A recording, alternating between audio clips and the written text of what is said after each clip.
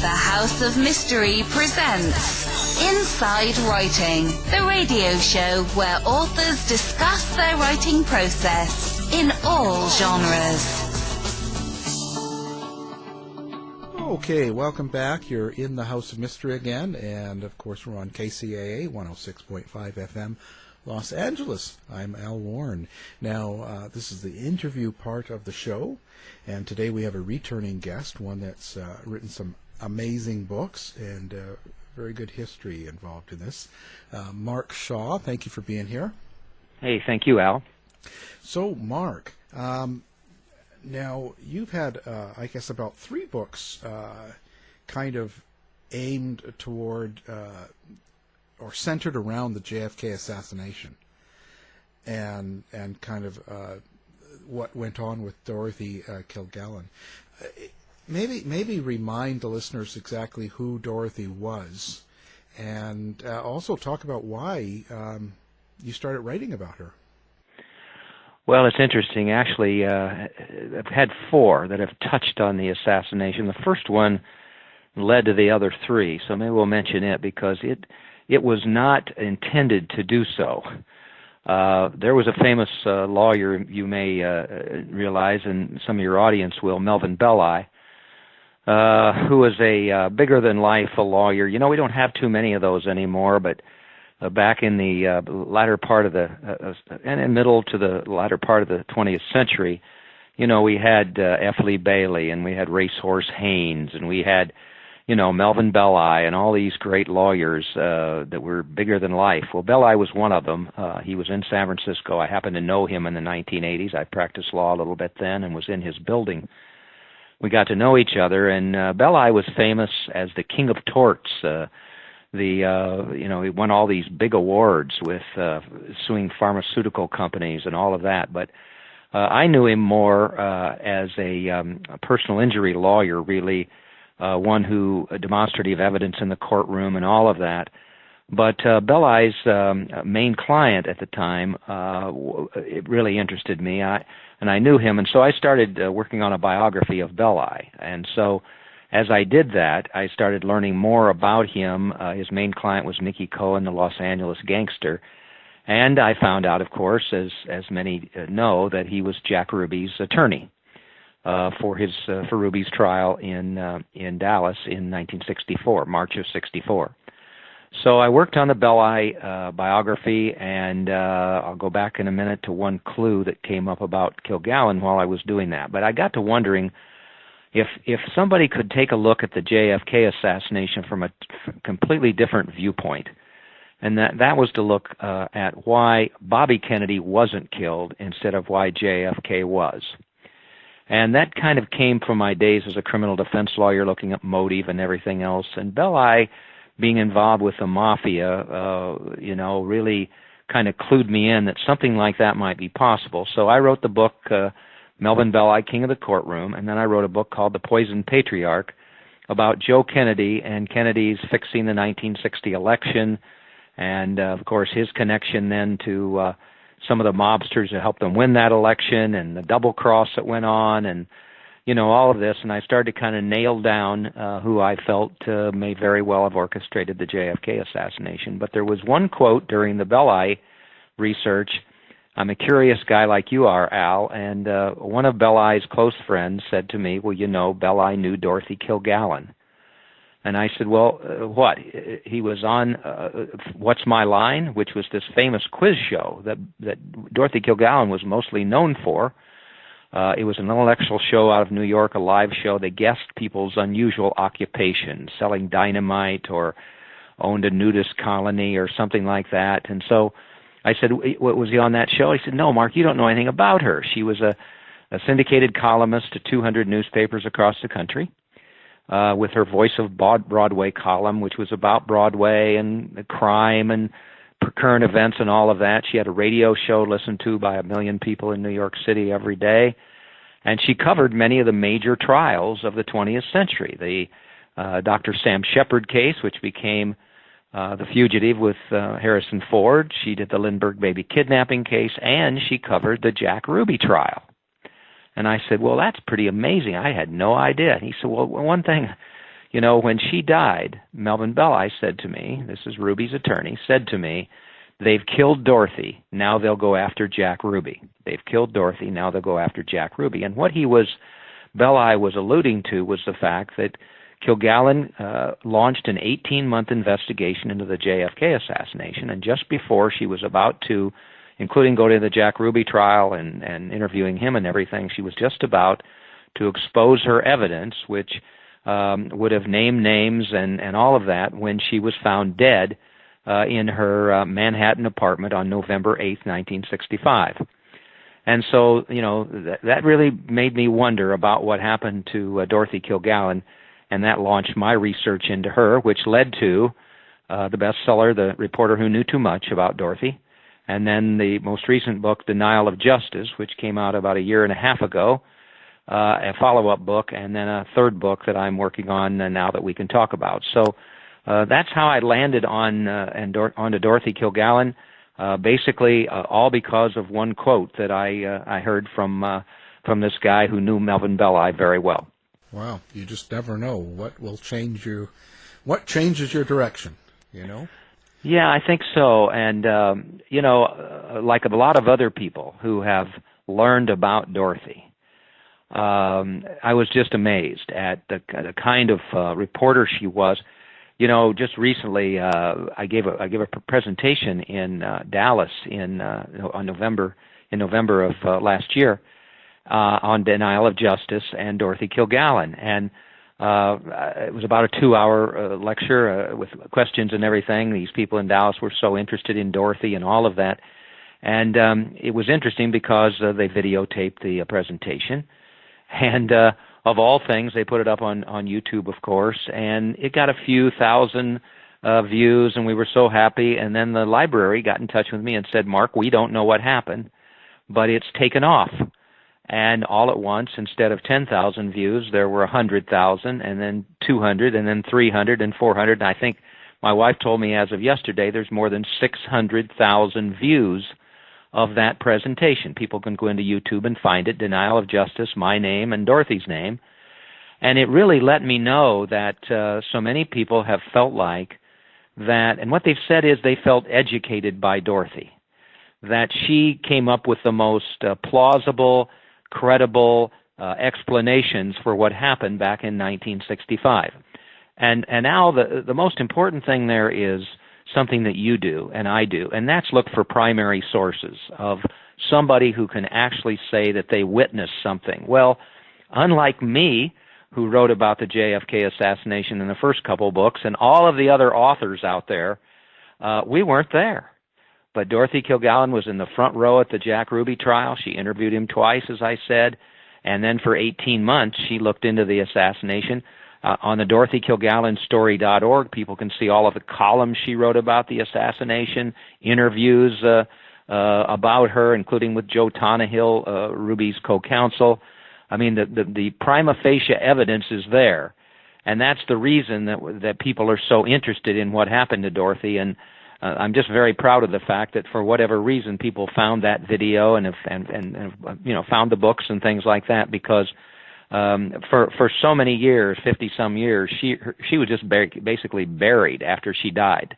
Nobody paid any attention to her at all, and now she's really become the expert on the JFK assassination. It's amazing. So now let's talk about her death. What was the circumstances that surrounded that? Because I understood it that she died of a drug overdose. Now, what is the real story there? Yeah, as you know, I'm working on a new book that will compare the deaths of Marilyn Monroe, JFK, and Dorothy Kilgallen, and there's a lot of similarities in those deaths, especially between Marilyn and Dorothy. But what happened to Dorothy was her big mouth caused her some problems. Now, that may seem like a criticism. It is, but it isn't meant that way. Dorothy had this 18-month investigation of the JFK assassination. She forgot Lee Harvey Oswald. She didn't want anything to do with that. He was too confusing. Nobody could figure out who he was or what it was all about. She focused on Jack Ruby. And she ingratiated herself with Melvin Belli and Joe Tonahill, his defense lawyers. She interviewed him twice.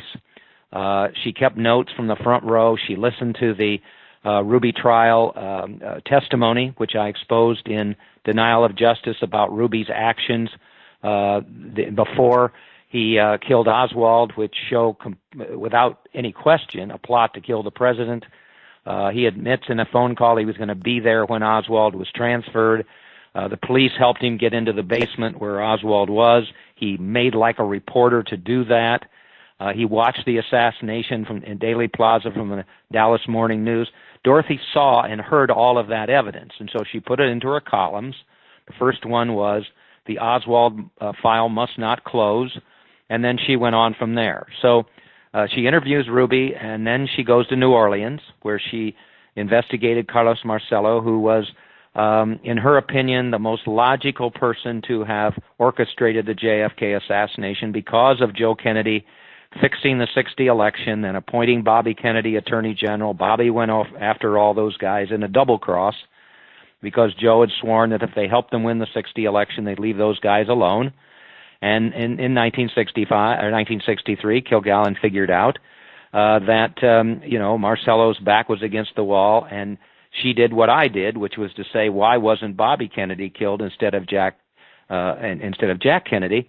And the answer was, well, what you do is you kill Jack Kennedy so Bobby Kennedy will be powerless, and that's exactly what happened. So she had all this evidence, her New Orleans trip and everything. And then as she got to the end of 1965, in November, she started telling everybody what she was going to do. It's the biggest case of a lifetime. I'm going to crack the case wide open.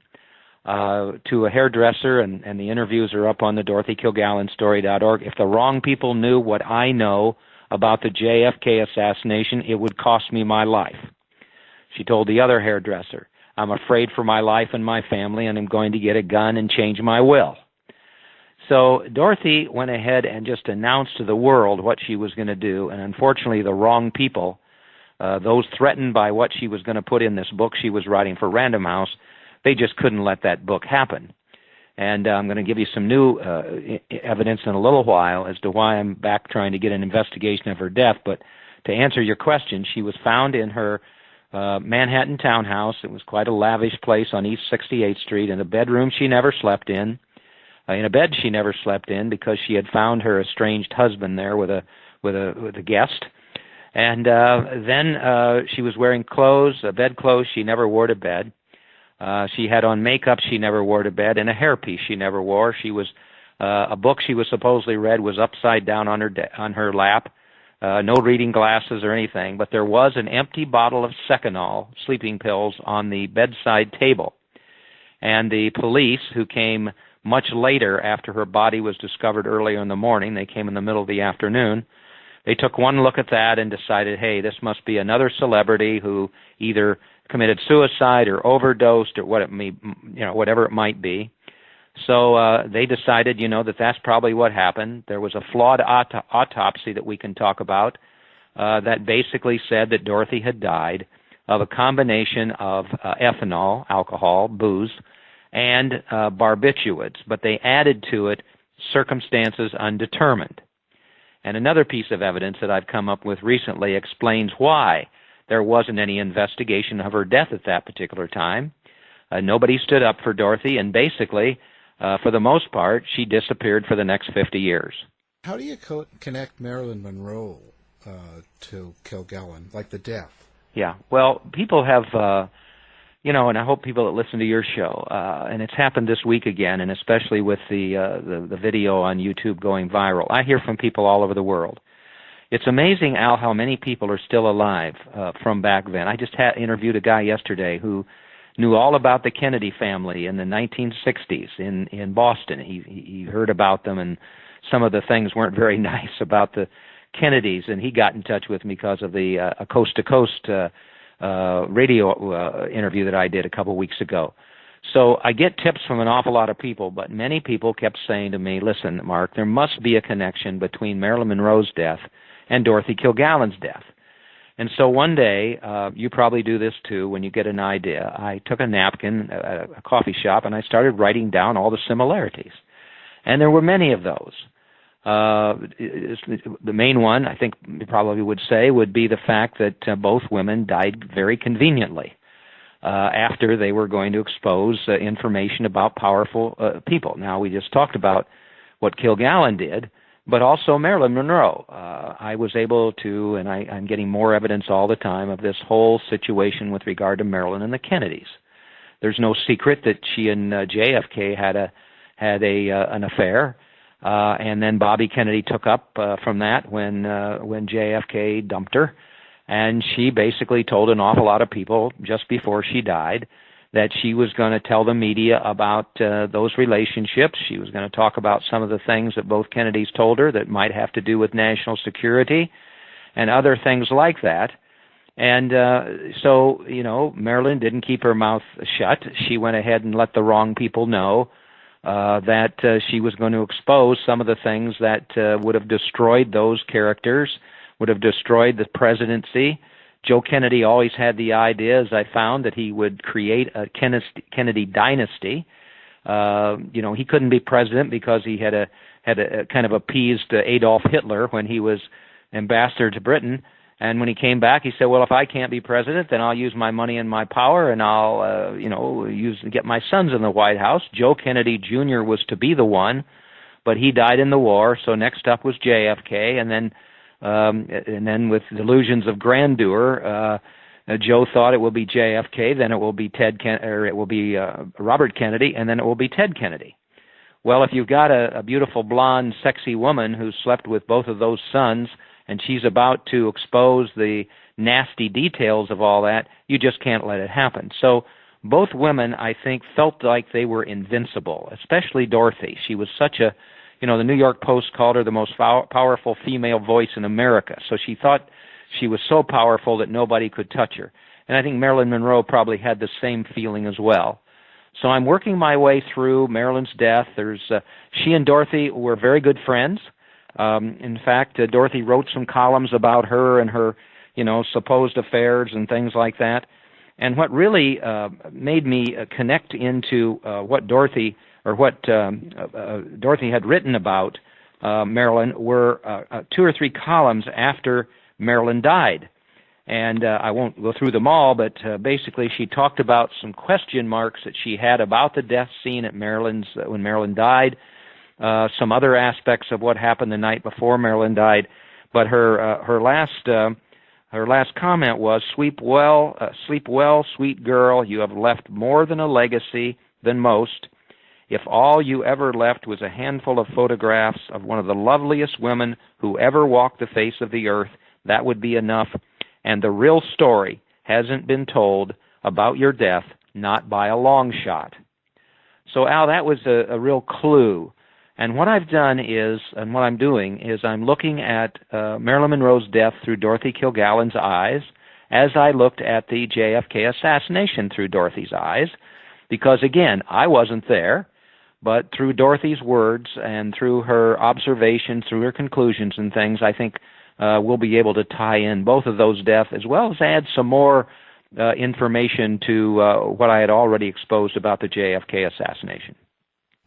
Now, what she was working on about Jack Ruby and her interviewing and all that was never found, was it? Oh boy, unfortunately no, but I still am searching for it. I've asked the New York Police Department. I flew out to New York City 2 weeks ago and met briefly with the New York City Police Commissioner, the new one, Dermot Shea, and asked them that the cold case squad would look into Dorothy Kilgallen's death. It's a long shot, but he put me in connection with a detective in his department, and so hopefully I'm going to work on that. And one of the things I've said to them is, where is Dorothy Kilgallen's file about the JFK assassination? We have photographs of her at the Ruby trial holding that file. We think the Jack Ruby interview notes are in there, and the other observations that she had about the JFK assassination. But when she died, that file disappeared. Now, I was able to find for the book Denial of Justice the butler's daughter, Dorothy's butler's daughter, a woman named Brenda who lives in New York City. The family lived in the Kilgallen home. So she knew, Brenda did, a lot about Dorothy, her life and times, her parties they had, everything that was going on. And based on recollections of what her father told her, She said, yes, they knew she was working on the JFK assassination. Her father warned her about being involved in that. And then she said that her father told her that on the day that Dorothy died, before the police came, FBI agents or those posing as FBI agents swarmed the townhouse and took all of her documents, files, any written materials, whatever they could find from the townhouse. If that account is true, and it seems to be accurate, then I still believe that Dorothy Kilgallen's JFK assassination file may still be around. It could be in the New York Police Department files, or it could be in the FBI files, although I've filed Freedom of Information requests asking for it and haven't gotten it. But I'm hoping that the New York Police Department, if they look into Dorothy's death, may be able to comb some of those files, and we may be able to find that file of Dorothy's that disappeared when she died. Well, how are the New York Police Department and their response? And is there any investigation going on now? Well, you never know with these kinds of situations. You're like I am, I hope, an optimist. But anytime you are dealing with government agencies, I went through this with the New York District Attorney's office. Anytime you're dealing with government agencies and you ask them to look into the activities of another government agency, and they do, and then they find out, hey, wait a minute, yes, there were some real problems with regard to the investigation that happened and all of that. They're very reluctant to go forward with regard to that. I hope that doesn't happen this time. The commissioner seemed to be a man of his word. He seemed to be doing this in good faith. When he talked to me, I talked to him personally after a presentation he made at a luncheon. He gave me this detective's name. I have it. I've forwarded emails to the detective, and now it's in their hands as to what they do. I'm continuing to be persistent and ask what's going on and all of that. And I'm getting a little help with a couple media people back in New York that are kind of watching what's happened. So am I optimistic? Yes. Am I realistic? Yes, too. Because, again, that's one of the problems that we have. You look at the Epstein case. You look at other cases that end up very mysterious deaths, and then, we're going to look into this, and then, it never goes anywhere. So I'm going to keep after it, Al, but, you just never can tell with regard to what, as I say, these government agencies will do. Look at the government that we have right now. They still have not released all of the JFK assassination documents, and this is 50-some years later. They were required to do it by law, and they still haven't done it. So it's an uphill battle, that's for sure. So now, how was she in when she was doing this investigation and interviewing Jack Ruby and stuff? How was she amongst other Hollywood people and other stars and things like that? Was she getting along, or were they kind of upset with her? Well, there's two sides to that story. It's a good question. I haven't been asked that before. It's a good question, Al. Two things there. Let's talk about the Hollywood crowd and all of the celebrities and the fellow reporters and those kind of things. Dorothy was very, very well respected. Integrity was the name, I think, that people would associate with her. She was a person who what we really need in journalists. She was a college dropout who overcame all of the gender barriers and became the most powerful female voice in America. Ernest Hemingway said she was the greatest female writer in the world. Such a wordsmith. But she was one of those that went out, and I wish we had more today, and people have said to me, we wish we had more reporters like Dorothy Kilgallen today, who went out and got the facts. And then she basically, presented those facts and let people make up their own mind instead of these ludicrous situations for reporters today who want that sensational headline, and then they fit the facts to that. And so she was very well thought of. On the DorothyKilgallenStory.org, there's my favorite photo of Dorothy. And she is standing at the Dr. Sam Shepard case in the courtroom, in the middle of the courtroom, and you see her and all of the reporters gathered around her with just such admiration on their faces for who this reporter was, because they knew that Dorothy got the facts. So she got along very, very well with those particular people. Now, as far as the whole investigation of the JFK assassination came, she was the lone wolf. Everybody else was listening to J. Edgar Hoover shout to the world, "Oswald alone, Oswald alone, Oswald alone," which continues to this day. Everybody was brainwashed with that. In fact, I've uncovered kind of a scheme at the 6th floor museum in Daley Plaza. Had an experience with him last year where I learned that basically that's become a shrine to Lee Harvey Oswald. There's not all points of view about the assassination there. I visited when I was in November. The books in their bookstore are all Oswald alone. The exhibits are Oswald alone. I think it's to stay relevant for some reason. They feel like that building, it even says the building is the one that changed the world. Well, that's not what changed the world. JFK's assassination was. So there's these continuing cover-ups, but when Dorothy was shouting, hey, wait a minute, Oswald file must not close, we've got to get to some of the other aspects of the assassination, she was the lone wolf. There was a lot of jealousy there. The 400 reporters, Al, at the trial of Jack Ruby, and she's the only one who interviewed Jack Ruby. Well, you can imagine that didn't, set very well with an awful lot of the other reporters. So, there were some nasty things said about Dorothy, and she doesn't know what she's doing. Hey, you know what? She's on a quiz show. What's my line? That's who she is. She has a gossip column.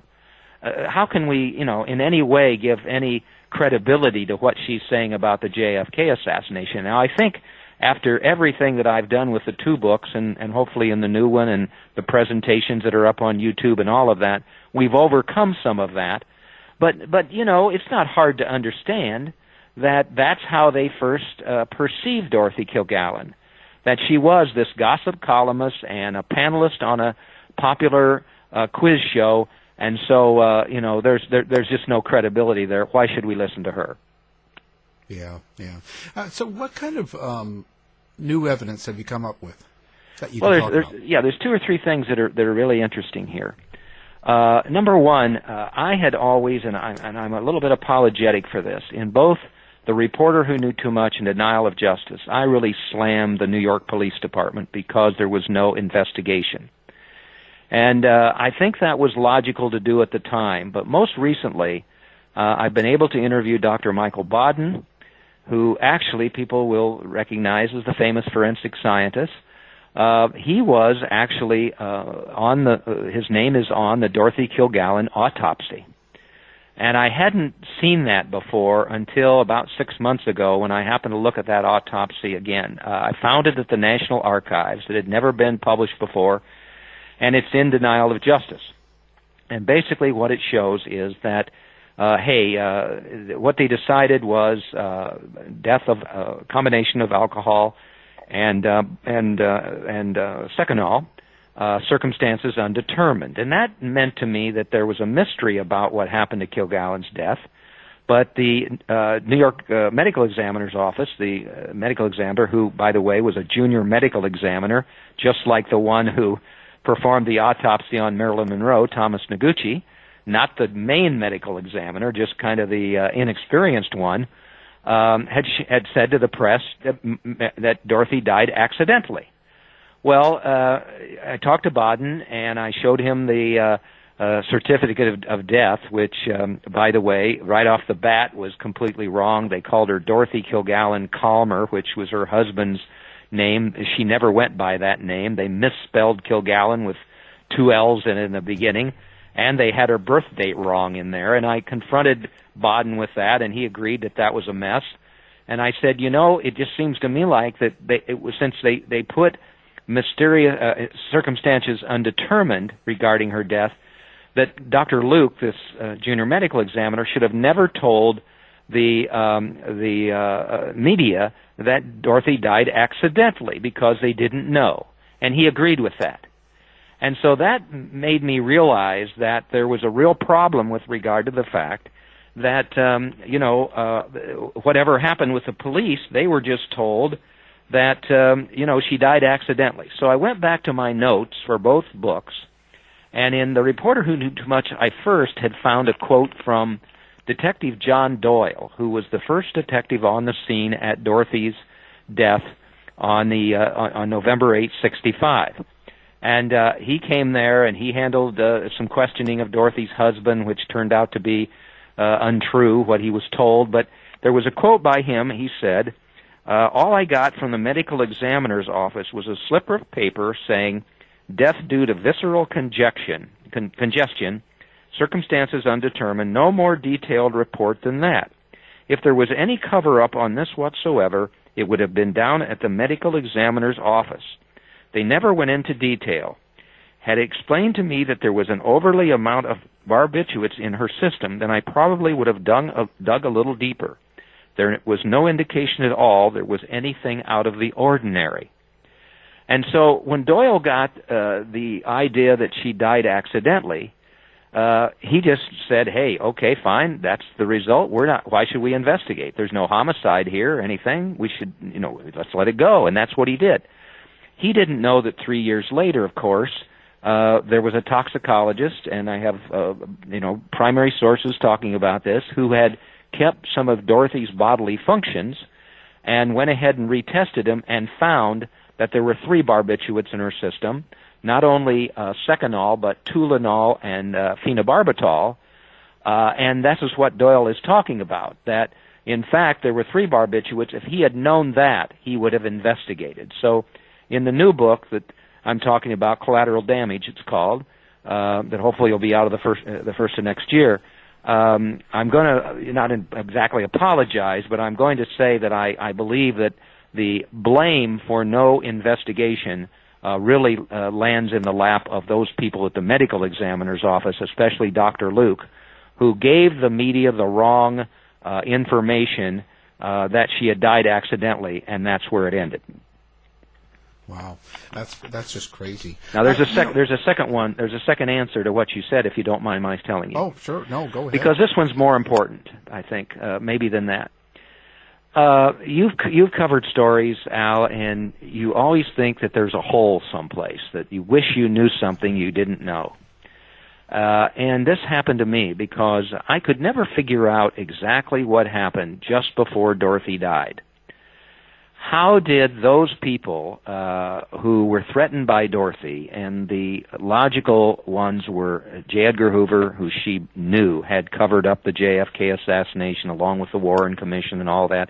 She called the Warren Commission investigation laughable. They never called her to testify or anything. But so they and Carlos Marcello, who was the most logical person to have orchestrated JFK's assassination. What did those people know, or other enemies of Dorothy's know, that finally told them, listen, we've got to silence this woman? Well, I didn't know what that was going to be, and I couldn't find it. I just figured out that they got the information from somebody. But recently, it wasn't too long ago, and it's an interesting story how information comes to you. My wife and I went to Paris about 3 years ago, and my favorite bookstore in the world is Shakespeare and Company. That's where James Joyce and Ernest Hemingway and all of them hung out. And we went in there and looked around, and you just feel the great authors of the time still there. And they had just had a book published about the history of the store. And when I got home, I bought it. When I got home, I read it, Al, and in there was an account by a gentleman named Ed. I've promised to keep his identity, confidential at this particular point, although he will talk to the New York Police Department. But he had an account in there that he was sent by the Mafia to Las Vegas, to the Sands Hotel, to check on a dealer there who they thought was cheating. And he went out there, and I was able then to get information about him and contact information 2 years later from the manager at the Shakespeare and Company. She got in touch with me because I asked her to give it to me. She didn't for 2 years. She finally did. I called him in Las Vegas, who's still alive, and I started asking about what happened, and he said, well, yes, I did go out there. I found the dealer was cheating, and he laughably said, well, I'll tell you what, he never cheated again, which means I assume that they, taught him a lesson. But we're going through things about Frank Sinatra, and did he know who Dorothy Kilgallen was? Yes, we knew about her. She came out there quite a few times. We saw her. She was always writing about, the stars at the Sands and everything. And I said, well, thank you. This has been very helpful. And then I just don't know why, but The main suspect in Dorothy Kilgallen's death is a guy named Ron Pataki. He's still alive and lives in Columbus, Ohio. He was a journalist who really became very close with Kilgallen in what we believe was a romantic relationship right before she died, well, just after the Jack Ruby trial, then all the way up until she died. And in both The Reporter Who Knew Too Much and Denial of Justice, I have accused him of being involved in Dorothy's death because we have a witness who saw Dorothy with a mystery man, she said, at the Hotel Regency the night before Dorothy died. And through my research and a lot of primary witnesses, we found out that that was this Ron Pataki. He had written a couple poems that I discovered on his website that had to do with how Dorothy was killed. And they were very, they really exposed the fact that he had a lot to do with her death. One of them was called "Never Trust a Stiff at a Typewriter," and the stanzas are, "There's a way to quench a gossip's stench that never fails. One cannot write if zippered tight. Somebody who's dead can tell no tales." And then if that wasn't enough, he wrote a second one, which really sets out the way that we believe Dorothy Kilgallen died, that barbiturates were, the capsules were uncovered and put into a drink of hers, either at the Regency Hotel bar or at her home later in the evening with this mystery man who we believe was Pataki. And he writes a poem that I've given to the New York Police Department because basically it indicates almost the exact way Kilgallen was died that we believe, and facts that only the killer could know. It's titled "Vodka Roulette Seen as Relief Possibility." Vodka Roulette Seen as Relief Possibility. While I'm spilling my guts, she's driving me nuts. Please fetch us 2 drinks on the run. Skip all of the noise, make one of them poison, and don't even tell me which one. So it's that part of that, while I'm spilling my guts, that always made me wonder if Pataki told the wrong people what Kilgallen was going to put in the book for Random House. What did that lead to her death? Well, when I talked to Ed, right at the end of the conversation, and this is one of those things that's happened where material came to me that I would have never expected. Right at the end, I said, "Oh, by the way, before you hang up, do you know who Ron Pataki was?" And he said, "Well, yes, I do." I said, "You do?" He said, "Yes, well, of course." And he proceeded to tell me this information.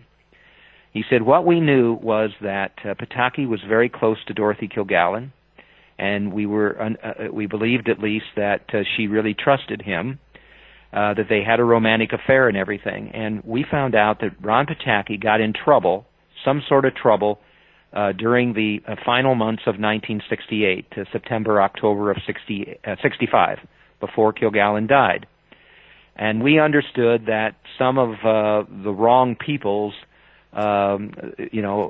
individuals went to see him. Now, they could have been rogue government agents. They could have been FBI agents posing as agents. They could have been underworld directives, whatever they were. They went to Pataki, and what we heard was that they said to him, "Look, we know you're in some trouble of some sort, Ron."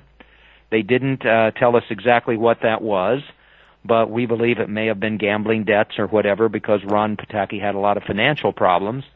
And they said to Ron, "Listen, we need to know what Dorothy Kilgallen's going to put in that book."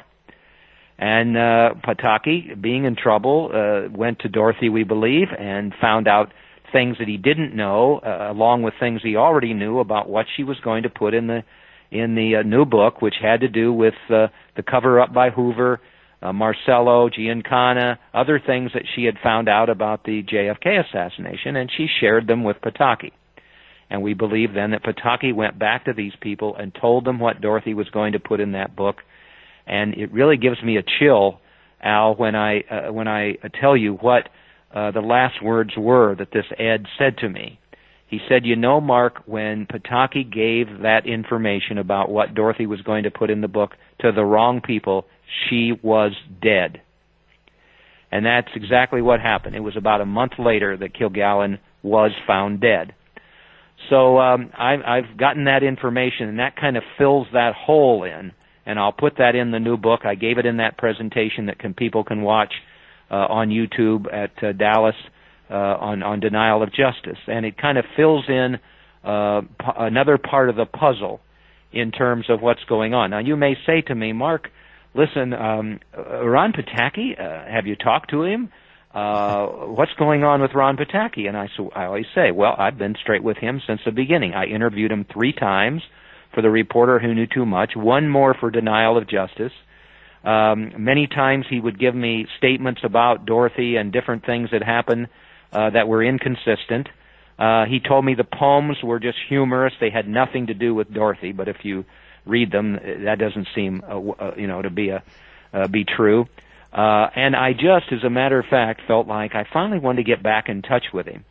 And so yesterday, as a matter of fact, I wanted him to know about the 3rd book. I've been completely honest with him. He lives in Ohio, as I say. He's 84 years old now. I've told him he knows. He's read the books. I sent them to him. That, I believe he was complicit in Dorothy's murder. He's denied that, of course. But I sent him an email, and I said, listen, I want you to know that I found some new information about you and your involvement in Dorothy Kilgallen's murder.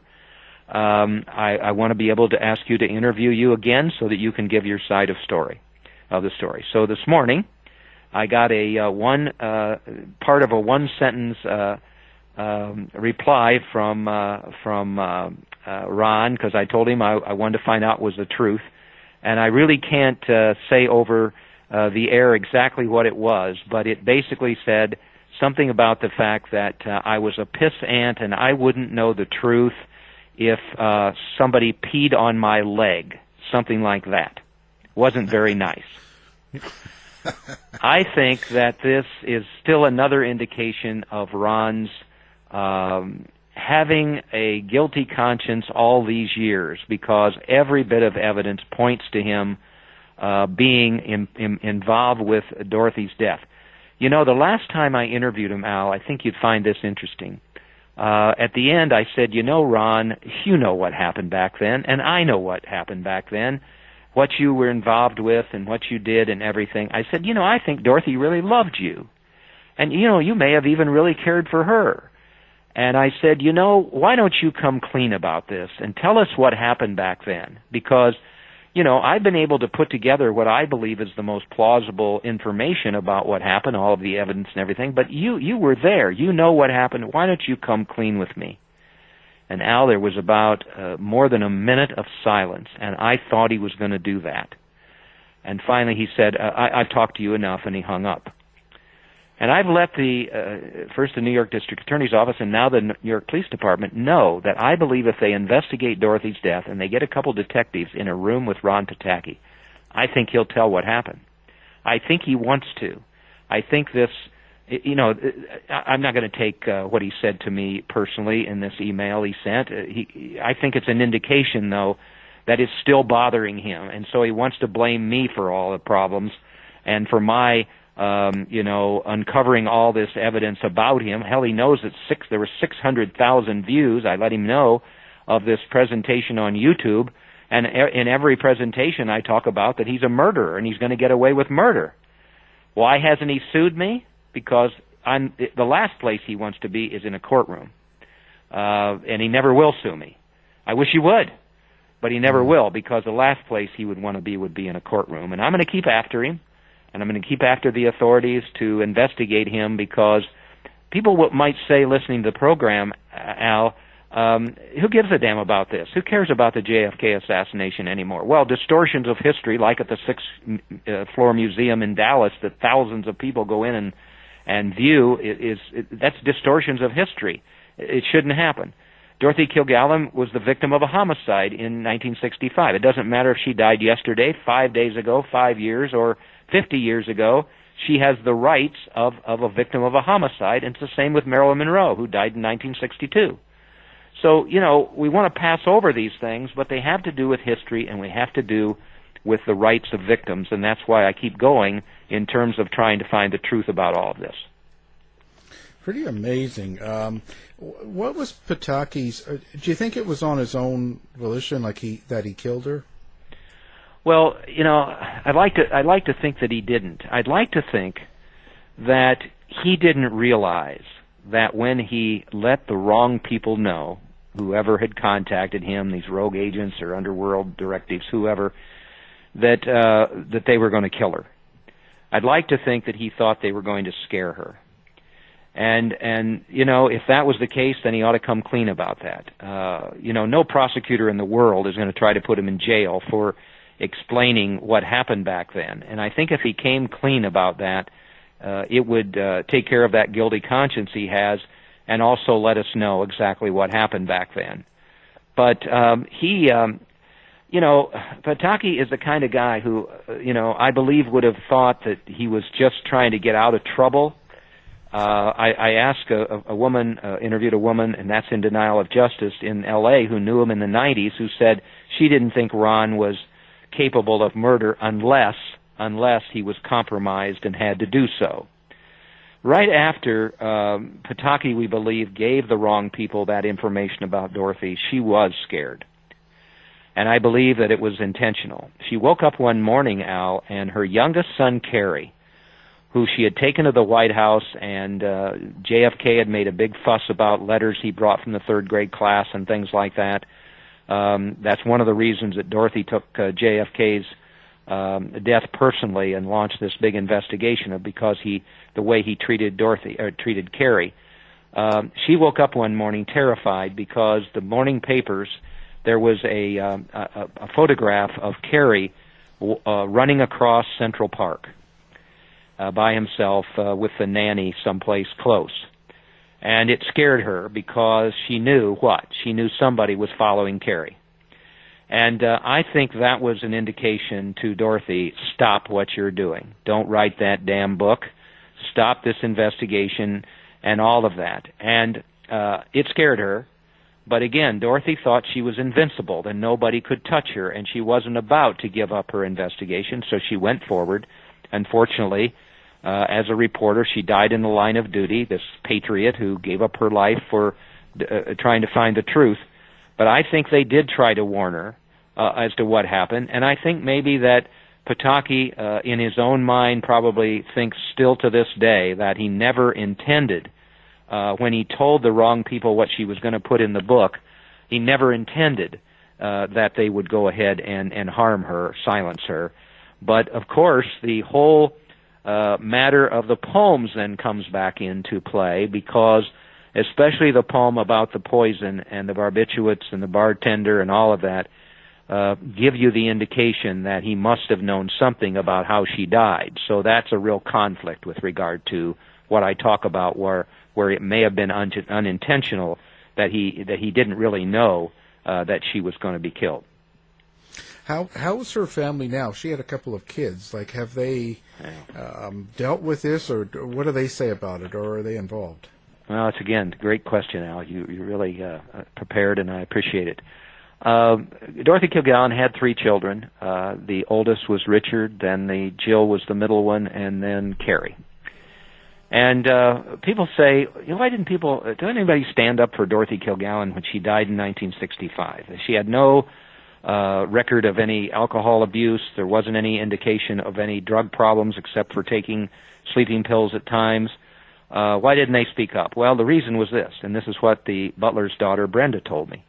Everybody knew Dorothy was working on the JFK assassination. And so when she died, they figured out that if the same people who killed JFK killed Dorothy, they weren't about to speak up. Not her family, not her journalistic colleagues, not the people at What's My Line, the public, nobody spoke up, not her hairdressers, nobody, because they were scared. In fact, the 2 interviews by the hairdressers that are on the DorothyKilgallenStory.org and that you can watch on the YouTube presentation on denial of justice in Dallas, basically they were not interviewed until the late 1990s because they were scared. It's hard to believe after 50 years, but they were. So, the whole thing with regard to the children is the same thing. They have bad memories about what happened back then. Their mother, I think they know, was murdered. And unfortunately then, Richard, her husband, they had an estranged relationship, as I said. He had become an alcoholic, had a lot of downturns. He was a pretty well-known, famous Broadway producer for a while. In fact, I listened to a radio broadcast he was Boston Blackie on the radio, and Dorothy actually appeared in those episodes. I listened to that the other day on an old radio broadcast, but he had fallen on hard times, and then, Dorothy had had a couple affairs, one with Johnny Ray, the famous singer, and also Ron Pataki, and he had gone out and gone out with every woman on Broadway. So it wasn't a happy marriage. He did end up getting married briefly after Dorothy died, but then he committed suicide. So you've got 3 children, and I've been in touch with them, tried to get them to cooperate and all of this, but they basically put all that behind them. They didn't want to have memories of what happened with Dorothy, and that they didn't stand up for her and come forward and say, my mom was murdered at the time, and they didn't do that. And then the whole thing with their father, even after he died, they had to contest the will and other kinds of things. So I like to give them the benefit of the doubt in terms of why they have never come forward and helped with the investigations. But on the other hand, I'm a complete stranger. I didn't know Dorothy. I've come to love her and respect her, not in a romantic way, of course, but respect what she did and try to get the justice that she deserves. So, it would seem like family members would want to come forward and do the same thing, but they haven't, and I've pretty much given up trying to get them to do anything. As far as I'm concerned, I don't want anything to do with them anymore. Mm. So now, what's the website that you have for anybody that wants to get in touch with you or find out more about this? Thank you. My website is markshawbooks.com, and all of my books are up there, the 4 about the JFK assassinations, other biographies and things. The site about Dorothy, there's the reporterwhoknewtoomuch.com, but the better one really is the DorothyKilgallenStory.org, DorothyKilgallenStory.org. That's where you'll see all of the photographs, the quotes about her from famous people that knew her, the columns she had, and all of these videotaped interviews. There's one she did with her Edward R. Murrow talking about how much she loved the newspaper business, all of that. My email is mshawin@yahoo.com, mshawin@yahoo.com. I've gotten, thousands of emails. I answer every single one. And again, if somebody listens to the broadcast and they knew Dorothy, or they knew something about her, or they knew Marilyn, they knew something about her, or the JFK assassination or anything, I would hope they'd get in touch with me to show you how that can occur. A 99-year-old woman just got in touch with me this summer whose sister was in Dorothy's wedding, and the 3 of them used to go out on Broadway to the various watering holes. And so I learned a little bit about Dorothy's demeanor and what she used to wear back then and all of that. And then, as I say, I've gotten all these tips about Dorothy's death and the JFK assassination and all of that. So I really appreciate it when people do that. And Al, I really appreciate your having me on the program so that may be possible. Well, it's our pleasure. Thank you very much. We'll have that on our website as well, so anybody listening, if they can't remember, just one click and they'll get right to your website. Again, Mark Shaw, thank you very much. Thank you, Al. I appreciate it. You're a good man. To find out more about our show, guests, or to listen to past shows from our archive, please go to www.houseofmysteryradio.com.